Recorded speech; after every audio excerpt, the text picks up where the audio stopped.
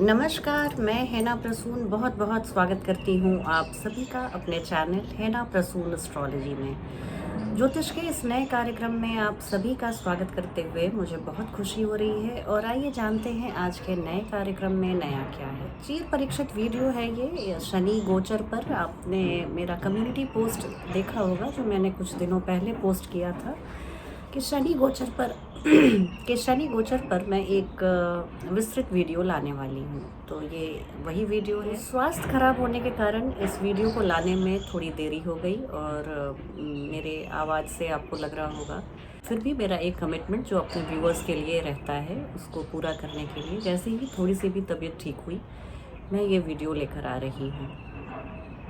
शनि गोचर पर वैसे तो बहुत सारी वीडियोस यूट्यूब पर आपने देखी होगी, पर मैं इतना कह सकती हूँ कि इस वीडियो को जितना मैंने अपने शोध के साथ बनाया है उसकी गुणवत्ता पर आप सभी जब इस वीडियो को देखेंगे तो आपको खुद लगेगा कि कितनी मेहनत और कितनी शिद्दत से मैंने ये वीडियो को बनाया है।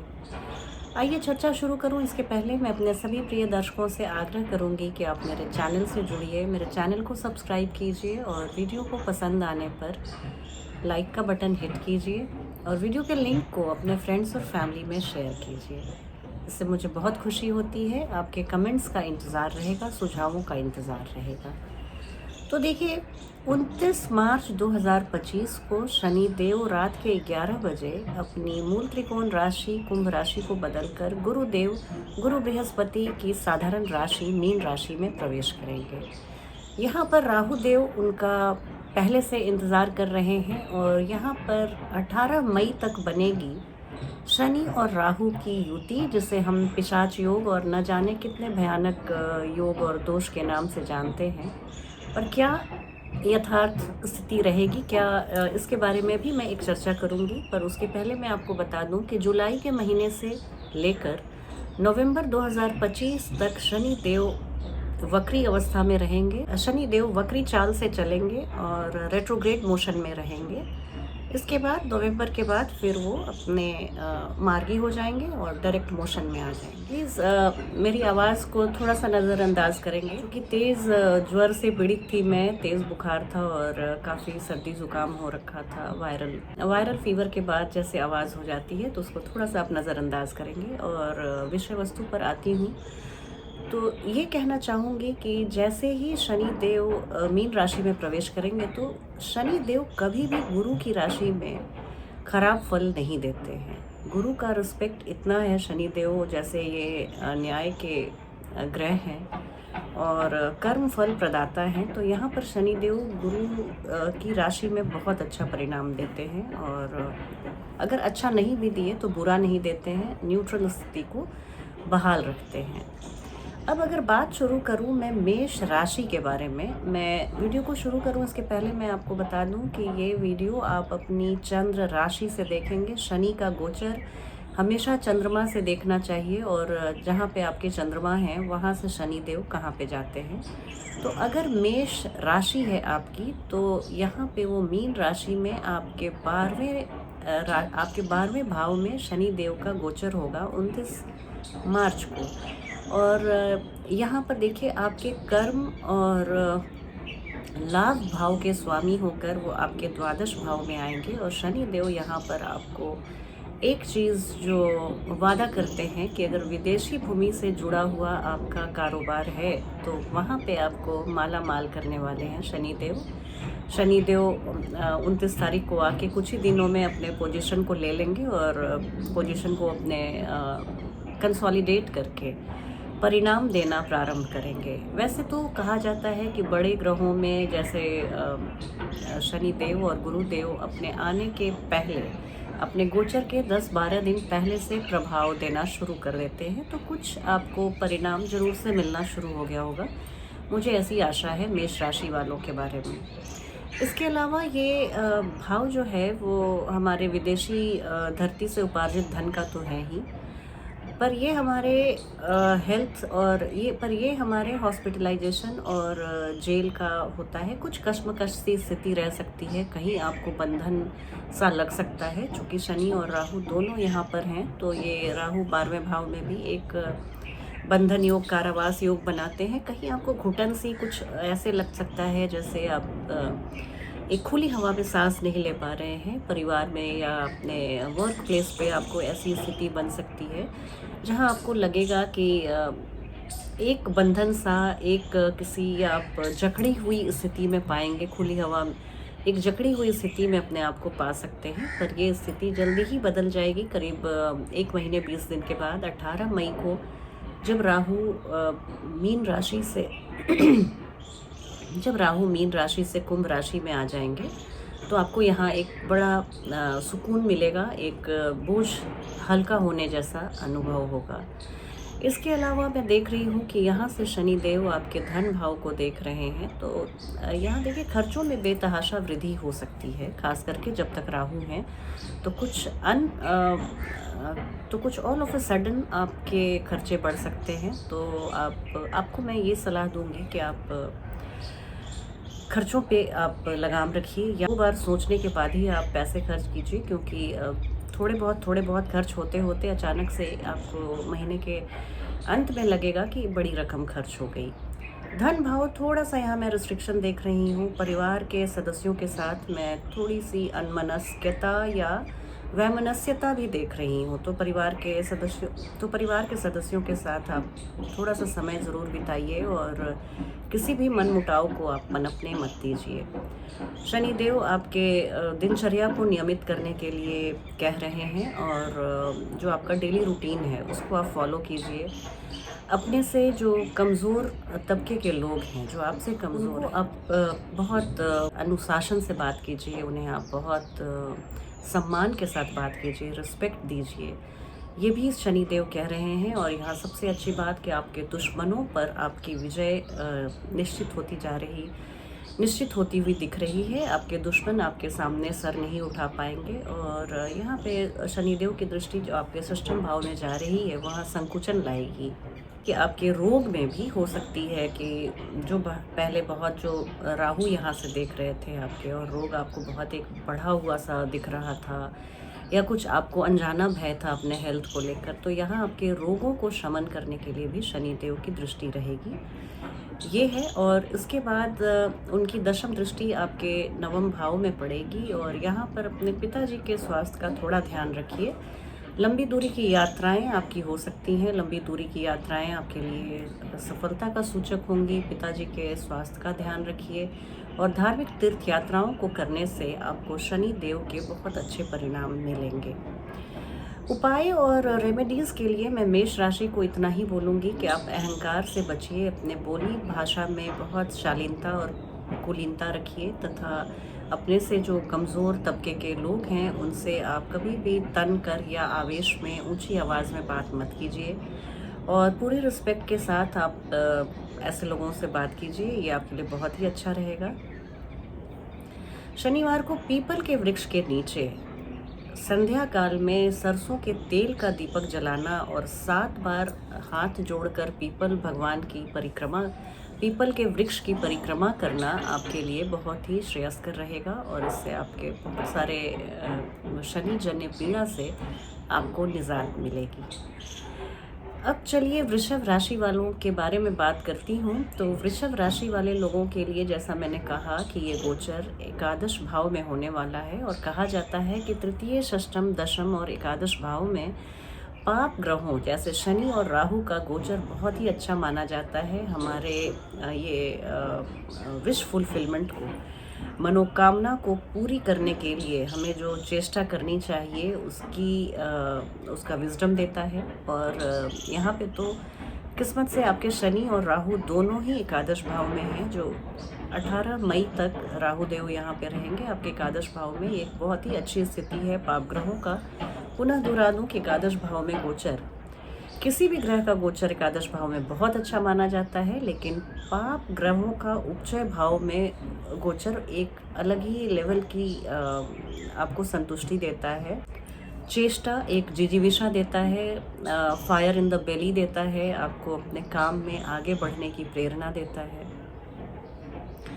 अब यहाँ पर देखिए कि मैं आपको एक चीज़ जो बताना चाहती हूँ कि यहाँ बड़े भाई बहनों से हो सकता है थोड़ा आपको अनबन हो जाए, पर किसी मित्र पर कोई एक ऐसा मित्र आपको, एक मेंटोर, एक ऐसा ज़रूर कुछ इन 2.5 सालों में मिलेगा जो आपको बहुत ही एक लाइफ के एक नेक्स्ट लेवल पे ले जाएगा, आपको एक ऊंचाई प्रदान करेगा। इस तरह की मित्रता आपके लिए बहुत अच्छी हो सकती है। शनिदेव जितना जब देने पर उतरते हैं तो उसकी कोई सानी नहीं रहती। यहाँ पर आपको लाभ के अवसर प्राप्त होंगे। ऐसे आपके निवेश जो आपको पिछले दिनों उतना रिटर्न नहीं दे पा रहे थे, यहाँ पे एक बहुत ही अच्छी रिटर्न की स्थिति बनने वाली। अब शनिदेव यहाँ से आपके लग्न को देख रहे हैं। कोई एक्सरसाइज रिजीम आपने या जिम वगैरह ज्वाइन किया, योगा क्लास को आपने ज्वाइन किया, तो यकीन मानिए आपके शरीर का जो वॉल्यूम है उसमें कमी लाएंगे और आप अपने दुबले पतले छरहरे स्वरूप को पा सकते हैं। ये समय आपके लिए थोड़ा सा सेल्फ कॉन्फिडेंस में आपको डेंट महसूस हो सकता है, थोड़ा सा आप दबे दबे से महसूस कर सकते हैं, पर ये कुछ ही समय की बात है। शनिदेव जब आपके शनिदेव की एकादश भाव में स्थिति बहुत अच्छी मानी जाती है और यहाँ से वो देखिए आपके पंचम भाव को देखेंगे जो आपके लिए एक ऐसी स्थिति लाता है। तो पंचम भाव को देखने से आपको कुछ अपने भाग्य में कुछ पूर्व पुण्य कर्मों के चलते जो आपको एक थ्रस्ट मिलता है जीवन में आगे बढ़ने का, या एक आपको भाग्य का जो साथ मिलता है, वहाँ थोड़ी सी कमी आएगी। रिश्तों में थोड़ी, प्रेम जीवन में अगर आप हैं तो वहाँ थोड़ी सी मैं शुष्कता देख रही हूँ। अगर बच्चों के साथ आप बाल बच्चेदार हैं तो बच्चों के स्वास्थ्य में थोड़ी सी नरमी रह सकती है। और ये जब शनिदेव वक्री होंगे जुलाई से नवंबर में, तो ये समय थोड़ा सा ज़्यादा संभालने वाला रहेगा आपके प्रेम संबंधों को लेकर और आपके बच्चों के स्वास्थ्य को लेकर। राहु के भी बारे में आपको घबराने की ज़रूरत नहीं है। राहु अपने ही डिस्पोजिटर के जैसा फल देते हैं और राहु और शनिदेव दोनों ही गुरुदेव, गुरु बृहस्पति की राशि में है तो गुरु के जैसा ही बिहेव करेंगे। और गुरु की राशि में चाहकर भी कोई पाप ग्रह कुछ उठापटक नहीं कर पाते और कुछ अपनी तेजस्विता को नहीं दिखा पाते, तो इसलिए आप निश्चिंत रहिए।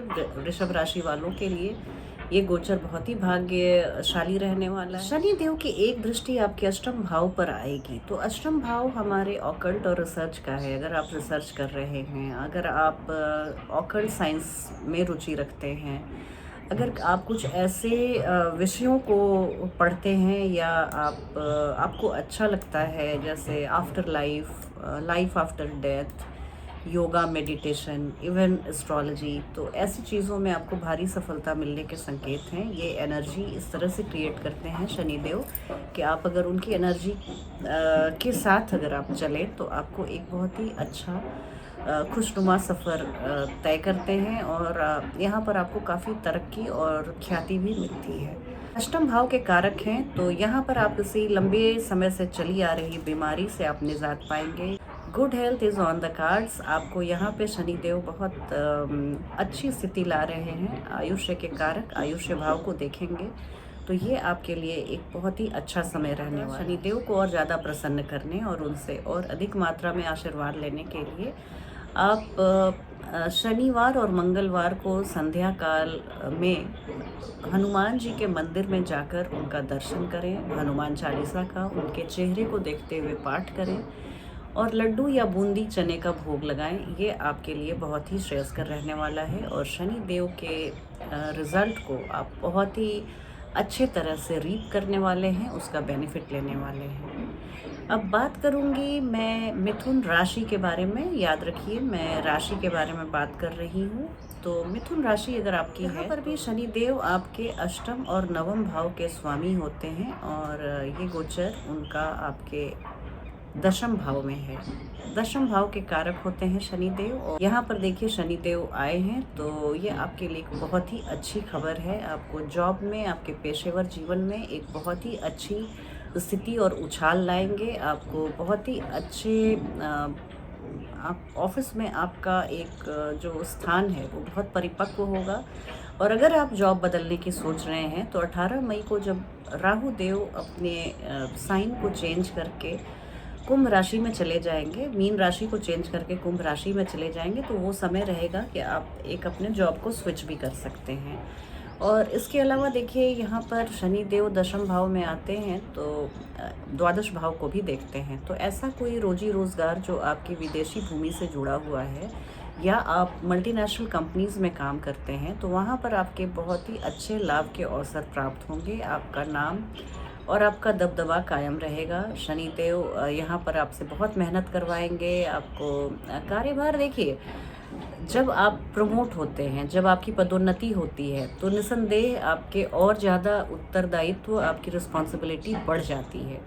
तो यही चीज़ दिखाते हैं कि अगर मैं ज़्यादा काम कर रहा हूँ, ऑफिस में बाकी लोगों से ज़्यादा काम कर रहे हैं तो ये खुश होने वाली बात है, ना कि क्रिब करने वाली। तो इस चीज़ की आप महत्ता को समझिएगा। शनिदेव ने आपको इस लायक समझा है, तभी आपको वो यहाँ पे उन्होंने उपस्थित किया है। दशम भाव के भरपूर फ़ायदे आपको मिलेंगे और पिताजी के स्वास्थ्य के बारे में पुनः मैं आपको चेतावनी देना चाहूँगी कि आप थोड़ा सा ध्यान रखिए। उनका मंथली चेकअप या एनुअल चेकअप जो भी है, या कुछ भी अगर स्वास्थ्य में परेशानी है तो आप उन्हें विशेषज्ञों से ज़रूर दिखाएं।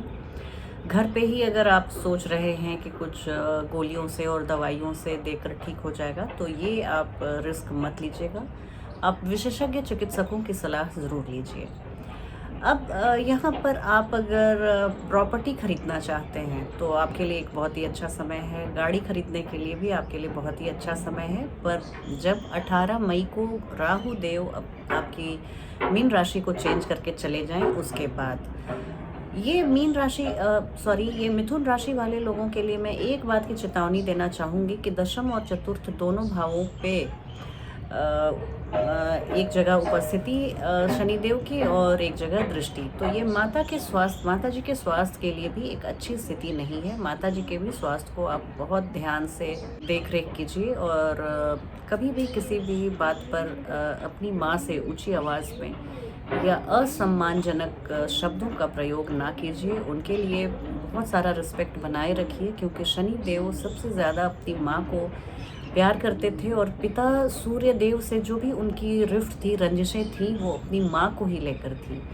तो इसलिए माँ की सेवा शनि देव को प्रसन्न करने का अमोघ मंत्र है, ये अमोघ तरीका है। ये हम जितनी भी रेमेडीज़ बताते हैं, सुंदरकांड का पाठ या पीपल की परिक्रमा या सरसों के तेल का दीपदान या छायादान, ये सब ज़रूरी है। पर अगर आप ये सभी चीज़ें कर रहे हैं लेकिन अपनी माता जी के साथ अगर आप रिस्पेक्टफुल नहीं हैं, सम्मान के साथ आप अपनी माँ को ट्रीट नहीं करते, तो आप यकीन मानिए ये सारी रेमेडीज़ और ये सारे उपाय आपके लिए किए गए वो फलित नहीं होंगे और वो विफल हो जाएंगे। तो इसलिए सबसे ज़रूरी चीज़ है कि आप माता जी को अपने बहुत प्यार दीजिए, सम्मान दीजिए, उनका ध्यान रखिए। अब यहाँ से देखिए तो शनि देव आपके सप्तम भाव को भी यहाँ से देख रहे हैं। सप्तम भाव में बिजनेस पार्टनरशिप के लिए हालांकि ये बहुत ही अच्छी स्थिति है। आप बहुत चौकसी रखेंगे, आप समझौते में, कारोबार में, आप जो भी आपकी लीज़ बनेगी, इन सब चीज़ों के लिए आप बहुत अपनी पोजीशन को आप थोड़ा सा कंसोलिडेट करते हुए इस तरह के आप समझौतों पर हस्ताक्षर कीजिए। और इसके अलावा मैं देख रही हूँ कि जीवन साथी के साथ आपका ये समय ये थोड़ा सा सौहार्दपूर्ण उतना नहीं रह सकता, तो आप थोड़ा सा यहाँ पे ध्यान रखिएगा। अपने जीवन साथी को आप ध्यान रखिएगा कि जीवन की यात्रा बिना जीवन साथी के संभव नहीं है। तो जिस तरह से जब तक गाड़ी के दोनों पहियों में एक जैसा हवा, एक जैसा टेम्परेचर ना रहे तो गाड़ी नहीं चलती है आगे, तो ठीक उसी तरह आप दोनों एक आपके जो वैवाहिक जीवन की गाड़ी के दो पहिए हैं, इन दोनों का सामंजस्य और अलाइनमेंट, ट्यूनिंग, हवा, एयर प्रेशर, ये सब जैसे हम लोग चेक करते हैं गाड़ियों में, वैसे ही जीवन की यात्रा में भी आप दोनों अपने आप को एक दूसरे से कॉन्टेम्प्ररी बना के एक दूसरे से आपका रेलेवेंस बना रहना चाहिए। इसके लिए आप प्रयासरत रहेंगे तो बहुत ही अच्छी स्थिति रहेगी। मिथुन राशि वाले जातकों के लिए शनि देव को खुश करने के लिए, शनि देव का आशीर्वाद लेने के लिए उन्हें मैं ये कहना चाहूँगी कि आप अपने काम को ही पूजा समझिए। आप कर्मयोगी बनिए। जो भगवान कृष्ण ने गीता में कहा है कि बहुत सारे योगों से हम भगवान को पा सकते हैं, उसमें कर्म योग भी एक है। तो मिथुन राशि वालों के लिए मैं इतना ज़रूर बोलूँगी कि आप अपने बोली भाषा में दंभ आने मत दीजिए, एरोगेंस आने मत दीजिए। बहुत विनम्रता से आप रहिए। जो भी लोग आपसे बड़े हैं, छोटे हैं, कमज़ोर हैं, काबिल हैं या आपसे कम हैं, उन सभी लोगों के लिए आप बहुत विनीत भाव से और बहुत ही कर्टियसली बात कीजिए। और शनि देव को प्रसन्न करने के लिए इससे बड़ा अमोघ कोई मंत्र या तरीका नहीं है। और इसके अलावा मैं आपको ये भी बताऊंगी कि अगर आप शनिवार को सुंदर कांड का पाठ करते हैं और हनुमान जी के सामने तिल के तेल का दीपक संध्या काल में जलाते हैं तो शनि देव आपको बहुत ही आशीर्वादित करेंगे। आपके लिए ये एक बहुत ही खुशनुमा समय लेकर आएंगे। मिथुन राशि वाले जातकों के बारे में मैं और एक बात बताना चाहूँगी कि ये एक पथ भ्रष्ट होने का भी समय बताते हैं। यहाँ आप बिल्कुल अपने प्रज्ञा बुद्धि का आप इस्तेमाल कीजिएगा, क्योंकि अगर क्षणिक सुख के आवेश में अगर आप अपने इतने अच्छे इतने लंबे जीवन को आप दांव पे मत लगा दीजिएगा। और किसी भी चीज़ को आप बहुत सोच विचार के कदम उठाइएगा कि अगर आप भले ही एकांत में हो तो आप देखिएगा कि भगवान की दिव्य दृष्टि होती है, वो किसी भी दीवार या किसी भी एकांत में वो भेद कराती है और अपने सभी प्रिय बच्चों को वो देखती रहती है। तो कोई भी आप कृत्य करें, आप ये समझ लें कि आपके पेरेंट्स देख रहे हैं। तो आपको जिस काम को करने में गर्व हो कि अगर यहाँ पे मेरे मम्मी पापा भी देखें तो उन्हें बहुत खुशी होगी, आप उसी तरह से अपने सारे कृत्यों को अंजाम दीजिए कि अगर परमपिता परमात्मा भी आपको देख रहे हैं तो उन्हें खुशी हो और अपने बच्चे पर उनको गर्व हो। तो इस तरह की स्थिति है। और मैं मिथुन राशि वाले लोगों के लिए ये भी बताना चाहूँगी कि उन्हें खाने पीने में बहुत ध्यान रखना है और ताज़ी घर की बनी चीज़ों का आप सेवन करें और अल्कोहल से दूर रहें। ये नशे में उद्धृत होने का भी समय है, तो यहाँ पर आपसे कुछ आप जोश में होश न गंवा दें। इस तरह की आप बातों को आप ध्यान में रखें और नशे से परहेज़ करें। अब बात करूँगी कर्क राशि वाले लोगों के लिए। तो जी हाँ, मैं राशि की बात कर रही हूँ, कर्क राशि। यहाँ से देखिए आपके शनिदेव 29 मार्च को मीन राशि में प्रवेश करते आपकी राशि के साथ होंगे। स्वास्थ्य का बहुत ध्यान रखिएगा और ये थोड़ा सा स्वास्थ्य के लिए संभालने वाला समय रहेगा। कर्क राशि वालों को मैं एक चीज़ और बताना चाहूँगी, जब शनिदेव वक्री होंगे जुलाई 2025 से नवंबर 2025 तक, तो ये समय आपके स्वास्थ्य के लिए बहुत ज़्यादा संभालने वाला रहेगा। मैं डरा नहीं रही हूँ, बिल्कुल आगाह कर रही हूँ, क्योंकि कहा जाता है कि four warned is four armed. तो बस इसी के लिए आप खाने पीने की चीज़ों में बहुत आप समझदारी से आप अपने खाने पीने का ध्यान रखें। कोई भी चीज़ नाहक जहां आपको एक पैसे का भी डाउट हो कि इन्फेक्शस हो सकता है या खुली खाद्य या पेय पदार्थों को आप सेवन ना करें। आप गरिष्ठ भोजन से बचें। आप अपने पेट को हल्का रखें। एसिडिटी की समस्या हो सकती है, पेट में जलन की समस्या हो सकती है, तो ऐसी स्थिति से आप अपने आप को हर हाल में बचा के रखें। आपके सप्तमेश और अष्टमेश होकर शनि देव आपके भाग्य भाव में नवम भाव में आए। यहाँ पर पिताजी के स्वास्थ्य को सचमुच बहुत संभाल के आप चलिए। लंबी दूरी की यात्राएं आपके लिए बढ़ी रहेंगी। यात्राओं में आपको फ़ायदा होगा। तीर्थ यात्रा को करने से अगर आप शनि शिंगणापुर, महाराष्ट्र के शनि शिंगणापुर का दर्शन, जहाँ शनि देव साक्षात विराजमान रहते हैं, उनका दर्शन आपके लिए बहुत ही लाभप्रद रहेगा। और अच्छी बात यह है कि यहाँ से आपके शनि देव की नज़र आपके एकादश भाव पर भी पड़ेगी। एकादश भाव में शनि देव यहाँ पर आपके बड़े भाई बहनों के लिए थोड़ा सा स्वास्थ्य के प्रति समस्या ला सकते हैं या संबंधों में थोड़ा ठंडापन ला सकते हैं। और लाभ के लिए भी यहाँ पे थोड़ा सा रिस्ट्रिक्शन, थोड़ा सा संकुचन मैं देख रही हूँ। और इसके अलावा शनि देव आपके तृतीय भाव में छोटे भाई बहनों के लिए ये एक ऐसी स्थिति है, यहाँ से नवम भाव से आपके बड़े भाई बहनों और छोटे भाई बहनों, कजन्स, पड़ोसियों के लिए भी एक अच्छी स्थिति नहीं है। और यहाँ पर भी उनको थोड़ा सा स्वास्थ्य के लिए सतर्क रहना पड़ेगा। डेली रूटीन के लिए आपकी एक बहुत ही अच्छी स्थिति है और शत्रुओं का नाश होगा। यहाँ से बैठे हुए शनिदेव आपके शत्रुओं का शमन करने के लिए, शत्रुओं पर आपका पलड़ा भारी रखने के लिए बहुत मददगार होंगे और कोर्ट कचहरी मुकदमों में भी आपको विजय की प्रबल संभावना। राहु देव जब 18 मई को मीन राशि को छोड़कर कुंभ राशि में आ जाएंगे तो यहाँ पर आपको एक भारी राहत मिलेगी। पिताजी के स्वास्थ्य में भी इम्प्रूवमेंट होगा। लेकिन जब जुलाई से नवंबर तक शनि वक्री अवस्था में रहेंगे तो पिताजी के स्वास्थ्य को थोड़ा सा संभालने वाली, तो थोड़ा पिताजी के स्वास्थ्य पर विशेष ध्यान आप रखिएगा। ये एक समय एक ऐसा है, नवम भाव में शनि का गोचर, यहाँ पे आप लंबी यात्राएं करेंगे तो ये बहुत ही लाभप्रद रहेगा। आप धार्मिक यात्राएं करेंगे तो बहुत ही लाभप्रद रहेगा। आप धर्म का पालन करेंगे, ये धर्म त्रिकोण का भाव है और यहाँ पर शनि देव आते हैं जो कर्म फल प्रदाता हैं। तो वो कहते हैं कि आप अपने कर्म में धर्म को जोड़िए तो मैं तुम्हें बहुत आशीर्वादित करूँगा। धर्म का पालन आपको किसी भी हाल में नहीं छोड़ना है। आपको एक बार पुनः याद दिलाना चाहूँगी कि आप धर्म के मार्ग को अपनाकर शनि देव के इस गोचर को जो पूरे जून 2027 तक रहेगा, आप भरपूर फायदा ले सकते हैं।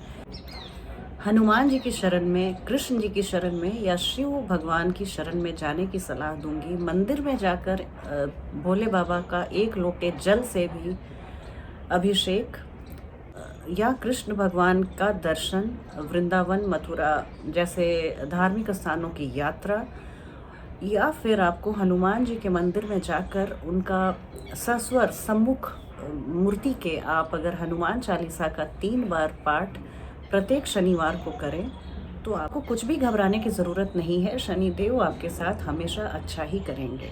खाने पीने में नॉनवेज और अल्कोहल से आप शनिवार और मंगलवार के दिन बिल्कुल तौबा करके रखिएगा और ऐसे भी आप अल्कोहल से परहेज़ कीजिए तो ये स्वास्थ्य के लिए भी बहुत अच्छा रहेगा। खास करके कर्क राशि वाले लोगों के लिए स्वास्थ्य के बारे में जो मैंने चेतावनी दी है वो अगर उसे संभालना बहुत ज़रूरी है, क्योंकि जान है तो जहान है और सेहत है तो हम सबसे बड़े धनवान हैं। चलती हूँ एक नई वीडियो में। थोड़ी सी मुझे गले में खराश और आवाज़ में कंपन आ रही है तो मैं ज़्यादा अब अपने वाणी को विराम दूंगी। अगली वीडियो में बाकी राशियों को ज़रूर कवर करूँगी और तब तक आप मुझे आज्ञा दीजिए। जय हिंद, जय भारत।